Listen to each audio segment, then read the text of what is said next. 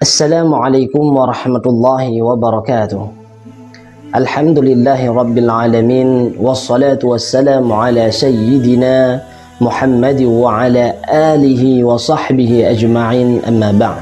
Saudaraku yang dimuliakan Allah subhanahu wa ta'ala, Abdullah bin Jahshin al-As'adi adalah sepupu baginda Rasul sallallahu alaihi wasallam. Ia merupakan sahabat yang pertama masuk ke dalam agama Islam.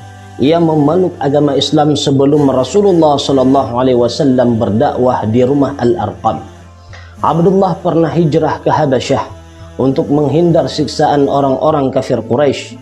Meskipun demikian, ia kembali ke Mekah karena tidak sanggup berpisah lama dengan baginda Nabi Muhammad sallallahu alaihi wasallam. Ketika perintah hijrah ke Madinah datang, ia beserta seluruh anggota keluarganya segera mematuhi. Ia meninggalkan rumah dan segala perlengkapannya pada bulan Rajab tahun 2 Hijriyah.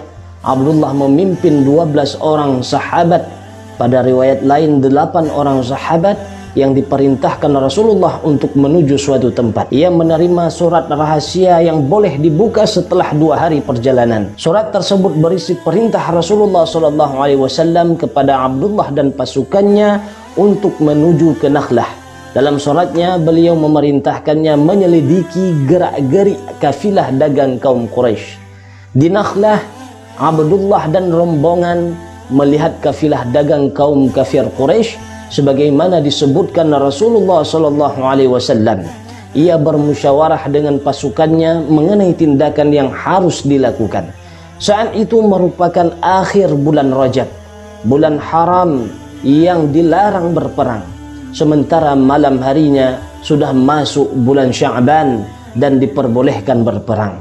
Namun apabila malam tiba, kafilah tersebut sudah sampai ke tanah suci yang juga diharamkan untuk berperang.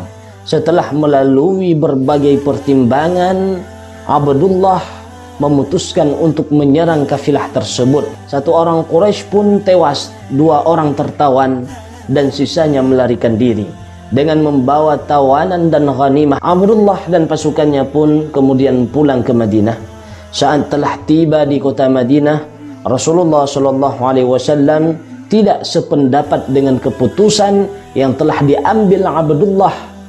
Beliau menegaskan bahwa dirinya tidak memerintahkan Abdullah dan rombongan untuk berperang di bulan haram.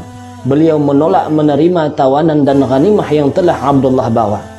Abdullah dan pasukan merasa sangat malu kepada Rasulullah SAW. Baginya dunia terasa sempit dan menyesakkan dada. Dan hal ini dimanfaatkan oleh orang-orang Quraisy untuk melontarkan tuduhan dan fitnah bahwa Rasulullah SAW menghalalkan bulan haram untuk membunuh serta merampas harta bendanya.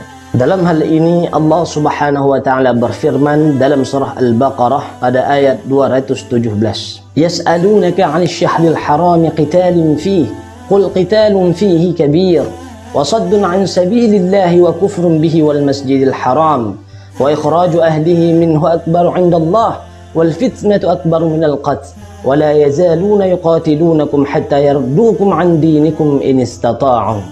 Mereka bertanya kepadamu, wahai Muhammad, tentang berperang pada bulan haram. Katakanlah, berperang dalam bulan itu adalah dosa besar, tetapi menghalangi orang dari jalan Allah, ingkar kepadanya, yaitu menghalangi orang masuk Masjidil Haram dan mengusir penduduk dari sekitarnya, lebih besar dosanya dalam pandangan Allah. Sedangkan fitnah lebih kejam daripada pembunuhan. Ayat tersebut secara tidak langsung membenarkan tindakan Abdullah bin Jahshin, yakni mengecualikan dari apa yang sebenarnya dilarang. Sebelumnya kaum kafir Quraisy telah melakukan tindakan yang jauh lebih besar dosanya, yaitu mengusir penduduk muslim dari tanah haram Makkah. Dengan turunnya ayat tersebut, Rasulullah SAW sangat gembira dan ridha dengan tindakan Abdullah. Beliau pun menerima tawanan dan ghanimah yang telah dibawanya. Selanjutnya beliau membagikan ghanimah kepada yang berhak. Peristiwa tersebut merupakan babak baru yang menunjukkan kekuatan dari orang-orang Islam. Sebaliknya, orang-orang kafir Quraisy mulai dirasuki ketakutan. Orang-orang yang dahulu telah disiksa dan dimusuhi, bahkan diusir dari tanah kelahirannya, sekarang menjadi penghalang jalur perdagangannya ke Syam. Dalam perang Uhud, Abdullah bertemu dengan sahabatnya Sa'ad bin Abi Waqqas untuk mengajaknya berdoa bergantian dan saling mengamini. Kemudian Sa'ad pun menyetujui usulan dari sahabatnya ini. Keduanya pun menuju ke suatu tempat yang agak jauh dari yang lain dan mulai berdoa. Saat memperoleh giliran pertama, ia pun berdoa, "Ya Allah, saat aku berada di tengah pertempuran esok hari, limpahkan kasih sayang-Mu, hadapkanlah aku dengan musuh yang kuat dan gerang. Biarkanlah ia menyerangku sekuat tenaganya dan aku akan menghadangnya sekuat tenagaku. Setelah itu, ya Allah, izinkanlah aku memperoleh kemenangan dan membunuhnya karenamu, dan biarkanlah aku memperoleh ghanimah atas limpahan karuniamu." Abdullah pun mengamini doa ini. Selanjutnya Abdullah berdoa, "Ya Allah, ya Tuhanku, dalam pertempuran esok hari, hadapkanlah aku dengan musuh yang paling kuat. Biarkanlah ia menyerangku dengan kemarahan membara, dan berilah aku keberanian untuk menghadangnya dengan segala kekuatan yang ada padaku. Kemudian ya Allah, biarkanlah musuhku itu membunuhku, dan biarkanlah musuhku itu memotong hidung dan telingaku, sehingga pada hari kiamat kelak, saat aku berdiri di hadapanmu untuk diadili, engkau akan bertanya, 'Wahai Abdullah, mengapa hidung dan telingamu terpotong?'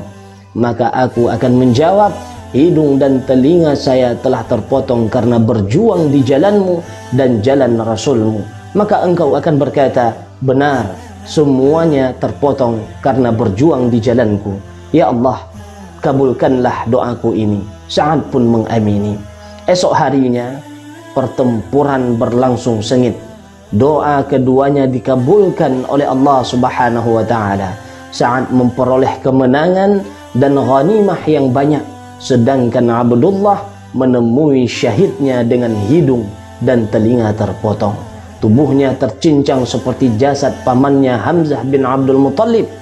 Melihat keadaannya ini, Sa'ad berkata, "Doa Ibnu Jahshin lebih mulia daripada doaku." Mudah-mudahan kisah ini bisa memberikan kita motivasi untuk terus memperjuangkan agama Allah Subhanahu wa taala.